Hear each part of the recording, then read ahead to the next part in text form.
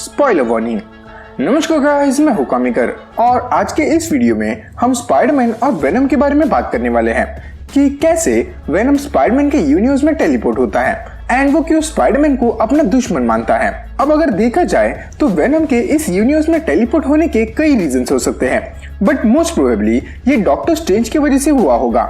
As Spiderman no वे home में doctor strange spell cast करके Peter की आइडेंटिटी को सबके दिमाग से मिटाने की कोशिश करता है, लेकिन वो उसकी आइडेंटिटी को मिटा नहीं पाता, क्योंकि अगर ऐसा होता तो वेनम को एमसीयू में आते ही सबसे पहले स्पाइडरमैन की तस्वीर नहीं दिखती। एज अगर सब लोग इस इवेंट को भूल गए होते तो ये टीवी पर दिखाई नहीं जाता, लेकिन ऐसा नहीं होता है। डॉक्टर स्ट्रेंज का स्पेल काम ही नहीं करता और वो मल्टीवर्स में छेद कर देते हैं, जिससे कि वेनम उसके यूनिवर्स से यहाँ एमसीयू में टेलीपोर्ट हो जाता है। और ऐसा नहीं है कि ये सिर्फ डॉक्टर स्ट्रेंज के स्पेल की वजह से हुआ होगा, ना, इसमें उन सारे इवेंट्स का भी हाथ है जिसमें हमने मल्टीवर्स का कनेक्शन देखा है, जैसे कि लोकी सीरीज जिसमें कैंग की डेथ की वजह से मल्टीवर्स ओपन होता है, और वांडा विजन सीरीज जिसमें वांडा के नेक्सस बीइंग बनने की वजह से वो मल्टीवर्स के अक्रॉस अपने बच्चों को सुन पाती है।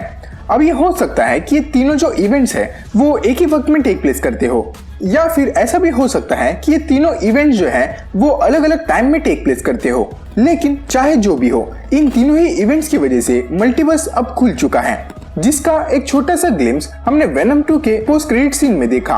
अब स्पाइडरमैन को हिट करने के वैसे तो वेनम के पास कोई भी रीजंस नहीं होने चाहिए, एज वेनम अभी एमसीयू में टेलीपोर्ट हुआ है एंड उसे इस वर्ल्ड के बारे में कुछ भी पता नहीं है। सो टेक्निकली देखा जाए तो वेनम ना स्पाइडरमैन को जानता है एंड ना उसने कभी स्पाइडरमैन के बारे में सुना है, लेकिन फिर भी वो स्पाइडी को मारने की बात करता है। अब ऐसा तो नहीं हो सकता कि वेनम उठ के किसी को भी खा ले, हो सकता है, लेकिन अगर ये पहला वाला वेनम होता तो तब हम एक बार के लिए इस बात को मान भी लेते। लेकिन कार्नेज के इवेंट के बाद वेनम अब बदल चुका है। वो एडी के साथ समझौता करने के लिए सीख रहा है। ऑल्सो वो जितना पॉसिबल हो सके उतना अच्छा बनने की कोशिश कर रहा है ताकि लोग उसे हीरो की तरह देखे, एंड वो ये कहता भी है। सो उसके इस बिहेवियर के लिए उसके पास कोई ना कोई रीजन तो होना ही चाहिए।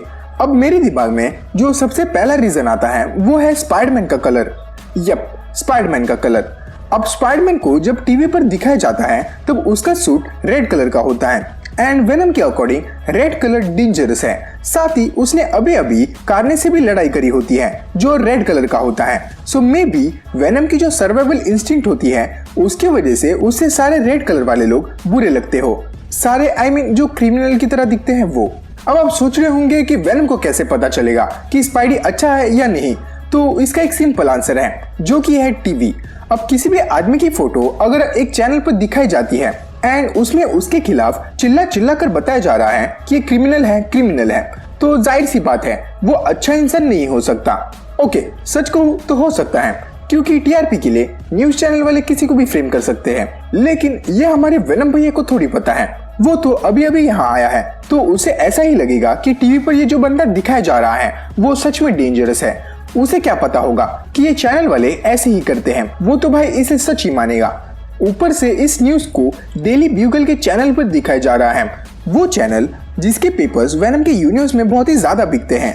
इतने बिकते हैं कि भाई मूवी में इन्होंने बाकी कोई न्यूज़पेपर दिखाया भी नहीं है, बस डेली ब्यूगल में भी दिखाया भी हो सकता है, लेकिन मैंने नहीं देखा।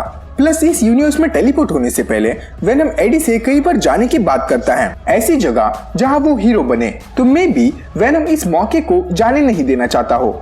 लेकिन अगर ऐसा है तो जब वेनम को ये बात रियलाइज होगी कि स्पाइडरमैन बुरा नहीं है, तो मे बी वेनम स्पाइडरमैन के साथ मिलकर सिनिस्टर 6 को हराने के लिए उसकी मदद करे, जिससे कि हमें वेनम और स्पाइडरमैन की फाइट भी देखने को मिलेगी। साथ ही वेनम एंटी हीरो बना रहेगा।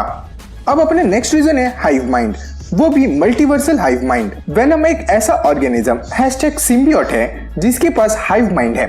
अब हाइव माइंड उसे कहते हैं जिसमें बहुत से माइंड्स एक दूसरे के माइंड से कनेक्टेड होते हैं एंड सभी लोग सेम फीलिंग्स एंड एक्सपीरियंसेस को शेयर करते हैं। मतलब अगर आप एक सिम्बियोट को मारो तो उसके दर्द का एहसास बाकी सभी सिम्बियोट्स महसूस कर सकते हैं, जिसकी वजह से मुझे लगता है कि जब सैम रेमी के यूनिवर्स में पीटर पार्कर और वेनम की फाइट हुई थी तब उसके एक्सपीरियंसेस या कहो उस वेनम की स्पाइडरमैन के लिए जो हेट्रेड वाली फीलिंग थी वो मल्टीवर्स के अक्रॉस सारे वेनम्स में चली गई हो, जिसकी वजह से अपना वेनम भी स्पाइडरमैन के लिए हेट्रेड फील करता है।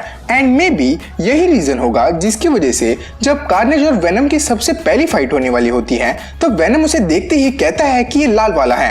एज सैम रेमी के यूनिवर्स में ऐसे ही एक लाल वाले ने उसकी बचाई थी। ऊपर से गौर करने की बात यह है कि जब वेनम 2 की मूवी खत्म होती है और उसका एंड क्रेडिट शुरू होता है तब वेनम एडी ब्रॉक को हाइव माइंड के बारे में बता रहा होता है, जो बिल्कुल भी कोइंसिडेंस नहीं हो सकता। अब आपको क्या लगता है, वेनम स्पाइडरमैन को ऐसे ही अचानक से हेट क्यों करने लगा होगा? आपकी राय मुझे कमेंट बॉक्स में जरूर बता देना।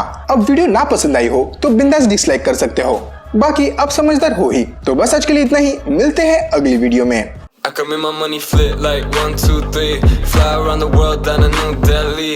Yeah, while all of a sudden they wanna act like we friends. Probably cause they see me riding in a brand new Benz. Like Zoom, Shinkansen down in Tokyo. I'm tired of hearing that you missed the old Hugo.